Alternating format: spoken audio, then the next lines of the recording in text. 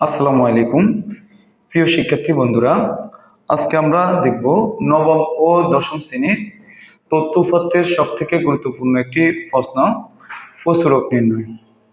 এই জন্য তোমরা দেখতে পারছো আমি একটি গণসংখ্যা নির্বাচন সারণী নিয়েছি। এখন আমরা এই গণসংখ্যা সারণী দ্বারা প্রচুরক নির্ণয় করব।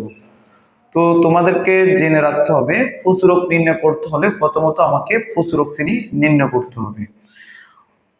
তো এখন আমরা কিভাবে প্রচুরক শ্রেণী নির্ণয় করব সেটি দেখব। প্রচুরক শ্রেণী নির্ণয় করার জন্য আমাদেরকে জেনে রাখতে হবে যে শ্রেণীটি সব থেকে বেশি বার আছে সেই শ্রেণীটি হচ্ছে প্রচুরক শ্রেণী। এই সারণীর মধ্যে দেখো এখানে সব থেকে বেশি 60 থেকে 69 শ্রেণীটি 12 বার আছে, তার মানে এটি হচ্ছে কি 60 থেকে 69 শ্রেণীটি হচ্ছে প্রচুরক শ্রেণী। তো আমরা প্রথমে লিখতে হবে এখানে, তো আমরা এখানে দিয়ে লিখবো এখানে 60 থেকে 69 শ্রেণীটি সব থেকে বেশি 12 বার আছে।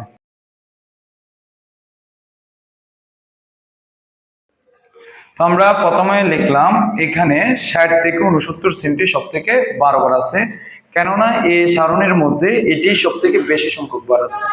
মানে সারণীর মধ্যে যে শ্রেণীটি সব থেকে বেশি বার আছে আমাকে প্রথমে ওইটি লিখতে হবে। ধরো এখানে যদি 50 থেকে 59 শ্রেণীটি 20 বার থাকতো, তো আমরা এখানে লিখতাম 50 থেকে 59 শ্রেণীটি সব থেকে বেশি 20 বার আছে। তো তার মানে যেটা বেশি বার আছে ওই শ্রেণীটাই হচ্ছে কি প্রচুরক শ্রেণী। তো এখানে যেহেতু 60 থেকে 69 শ্রেণীটি সব থেকে বেশি বার আছে, তো তার মানে হচ্ছে 60 থেকে 69 শ্রেণীটাই হচ্ছে কি প্রচুরক শ্রেণী। তো আমরা লিখবো 60 থেকে 69 শ্রেণীটি হলো প্রচুরক শ্রেণী। তো এখানে আমার প্রচুরক শ্রেণী নির্ণয় হয়ে গেছে। এখন আমাকে প্রচুরক যেহেতু নির্ণয় করব, প্রচুরকের সূত্রটি লিখতে হবে।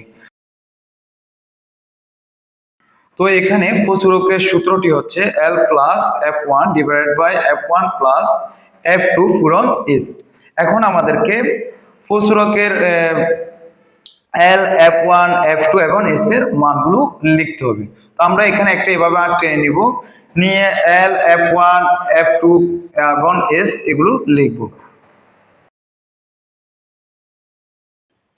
লিখার পর আমাদেরকে L এর মান লিখতে হবে, F1 এর মান লিখতে হবে, F2 এর মান লিখতে হবে এবং S এর মান লিখতে হবে।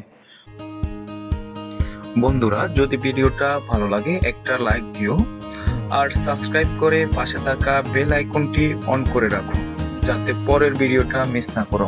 তো আমরা জানি L হচ্ছে প্রচুরক শ্রেণীর নিম্ন সীমা।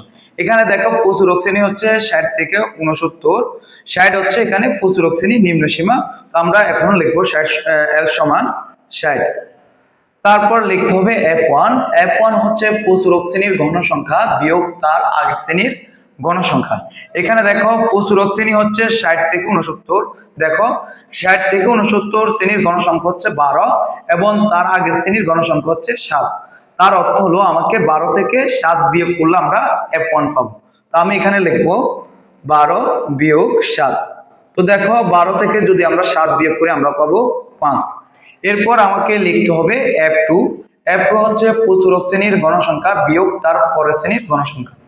এখানে দেখতে পাচ্ছ প্রচুরক শ্রেণীর গণসংখ্যা হচ্ছে 12 এবং তারপর শ্রেণীর গণসংখ্যা হচ্ছে 8। তো আমরা এটা লিখে নিব।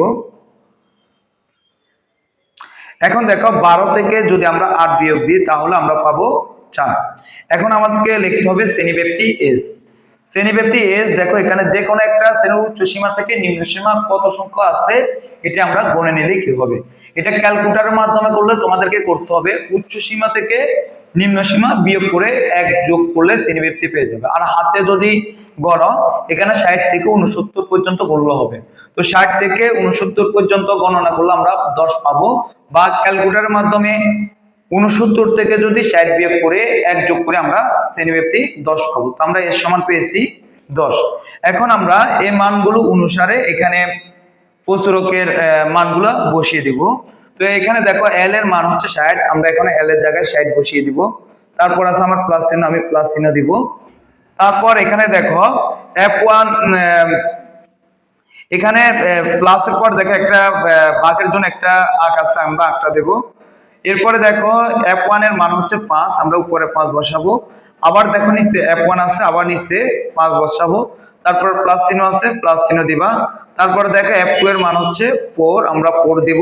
তারপর পূরণ চিহ্ন আছে, পূরণ চিহ্ন দিবা। তারপর দেখো এখানে S এর মান হচ্ছে 10, আমরা 10 দিব। এরপর আমাকে দেখো আবার 60টা যেভাবে আছে এভাবে লিখিয়ে দিবা। তারপর দেখো আবার প্লাস চিহ্ন আছে, প্লাস চিহ্ন দিবা। তারপর এখানে দেখো 5টা এই 10-এর সাথে গুণ অবস্থা আছে, আমরা 8টা দিয়ে ভাগের 8টা দিয়ে 5 10-এ 5 8 10 যদি আমরা গুণ করে আমরা পাবো 50, এটা বসিয়ে দিব। এরপর দেখো আমাকে নিচের F1 এবং F2 এই দুটো যোগ করে নিতে হবে। এখানে দেখো F1 হচ্ছে 5 আর F2 হচ্ছে 4, তো 5 আর 4 যোগ করলে হবে 9, আমরা এটা লিখে নিব। এরপর আবার দেখো 60টা যেভাবে আছে এভাবে বসাবা, তারপর প্লাস চিহ্ন দিবা। এখন দেখো এই 50কে আমাকে 9 দ্বারা ভাগ করতে হবে। তো তোমরা দেখো যদি 50কে আমি 9 দ্বারা ভাগ করি, আমরা পাবো হচ্ছে 5.5555, এভাবে অনেকগুলো 5 5 পাবো।